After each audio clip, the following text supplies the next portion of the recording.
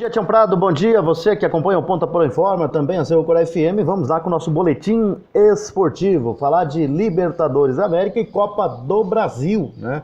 Ontem, pela Libertadores, 7 partidas deram continuidade às disputas da quinta rodada da fase de grupos da Taça Libertadores, né? 3 delas envolvendo times brasileiros e mesmo sem vencer, aliás, perdendo, né?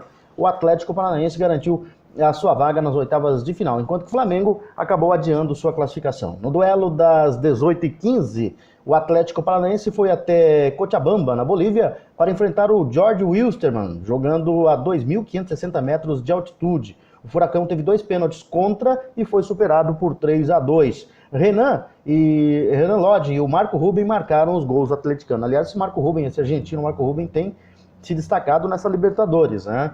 O rubro-negro segue com 9 pontos na liderança do Grupo G, o rubro-negro paranaense, né? E não pode mais ser alcançado pelos seus adversários. Assim, está classificado. Na mesma chave, o Boca Juniors, que está em segundo com 7, ficou no empate com o Tolima por 2-2. Já o Flamengo acabou adiando a classificação. Em Quito, no Equador, o time carioca acabou derrotado pela LDU pelo placar de 2-1, de virada. O gol do time brasileiro foi marcado por Bruno Henrique. Mesmo com a derrota, o time brasileiro segue líder com 9 pontos. Na mesma chave, o San José venceu o Peñarol e acabou embolando a classificação e até colocando em um certo risco a classificação do Flamengo. Já o Inter, que entrou em campo classificado, acabou vencendo mais uma partida e se mantém invicto, né? Em Lima, no Peru, o Colorado bateu o Alianza Lima. Com isso, está com 13 pontos, isolado na primeira colocação do Grupo A. Na mesma chave, o River Plate se garantiu com a vitória sobre o Palestino do Chile por 2-0. No outro jogo da noite, Rosário Central e Universidade Católica do Chile empataram por 1-1 e ajudaram o Grêmio na briga pela classificação no Grupo H. O Grêmio ganhou uma forcinha aí, né? Então, resultados dessa quinta rodada, que ainda serão completadas hoje, né? O Deportivo Lara da Venezuela foi derrotado pelo Cruzeiro na terça-feira 2-0. O Huracan perdeu para o Emelec por 2-1, né? O União Concepción empatou com o Olímpia do Paraguai em 3-3. O Libertad foi derrotado pelo Grêmio 2-0. O Godoy Cruz da Argentina fez 2-0 no Sporting Cristal do Peru. O Atlético Mineiro deu adeus à competição ao ser derrotado pelo Nacional do Uruguai por 1-0 em pleno Mineirão. Ontem o Palestino do Chile perdeu para o River Plate por 2-0, o Jorge Wilstermann ganhou do Atlético Paranaense 3-2, Rosário Central e Universidade Católica empataram em 1-1, Alianza Lima foi derrotado pelo Internacional 1-0, LDU venceu o Flamengo 2-1, o San José fez 3-1 no Peñarol do Uruguai, né, o San José da Bolívia, grupo do Flamengo, e o Deportes Tolima empatou com o Boca Juniors em 2-2. Hoje, jogo marcado para as 16 horas, né, horário do Mato Grosso do Sul, horário do Paraguai, o Zamora da Venezuela recebe o Cerro Porteño do Paraguai.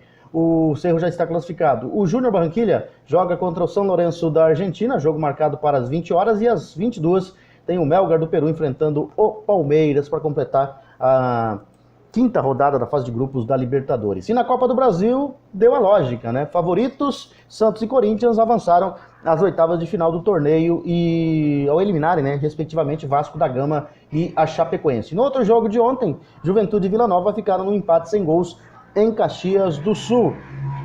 Em um jogo recheado de emoção, o Santos perdeu para o Vasco, né, o carioca Vasco da Gama, pelo placar de 2-1, mas carimbou sua classificação para as oitavas de final da Copa do Brasil na noite de ontem, em São Januário, porque o time paulista venceu na Vila Belmiro por 2-1. Assisti esse jogo aí, né? Foi sofrível. O Santos, o Vasco fez 2-0 no primeiro tempo, deu a impressão à sua torcida de que poderia se classificar, mas acabou tomando um gol no segundo tempo e está eliminado da Copa do Brasil. Com o resultado, o Santos aguarda o sorteio da CBF para saber o seu adversário na próxima fase. O clube paulista ainda embolsa uma premiação de R$2.500.000 por passar de fase. E na Arena Corinthians, na noite de ontem, o Timão superou a Chapecoense, né, de Chapecó por 2-0, se garantindo assim nas oitavas de final da Copa do Brasil. Jogando em casa, o time alvinegro contou com os gols de Bocelli e Matheus Vital para reverter a vantagem catarinense de 1-0 e assim avançar na competição nacional. Após conquistar o tricampeonato paulista, o alvinegro segue vivo na briga pelo título nacional. O próximo adversário do time do Corinthians nas oitavas de final será decidido via sorteio realizado pela CBF. E o jogo da quarta fase ainda da Copa do Brasil, né, o Juventude e o Vila Nova ficaram no empate sem gols no estádio Alfredo Jaconi. Assim, o time gaúcho foi o único mandante, né, que não venceu nessa rodada, nessa etapa de ida da Copa do Brasil. O vencedor do duelo de volta, marcado para o dia 7 de maio, no estádio Serra Dourada, avança e garante uma premiação de R$2.500.000. Caso ocorra uma nova igualdade, o time classificado vai ser definido nas penalidades, Tião Prado.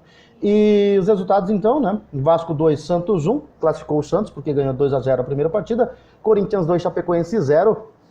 O Corinthians se classificou, né? Havia perdido em Chapecó por 1-0, reverteu a vantagem. Hoje ainda tem Londrina e Bahia, jogo marcado para as 18h15 no Estádio do Café, lá em Londrina. Primeiro jogo, o Bahia ganhou de 4-0, tem uma ampla vantagem aí. E o Santa Cruz joga contra o Fluminense, né? Às 20h30. Nós tivemos ainda ontem, né? O Juventude empatando com o Vila Nova em 0-0. São essas as informações, Tião Prado. Nós voltaremos, se Deus quiser, amanhã com mais informações aqui no Ponta Porã Informa, também na Cerro Corá FM 91.5.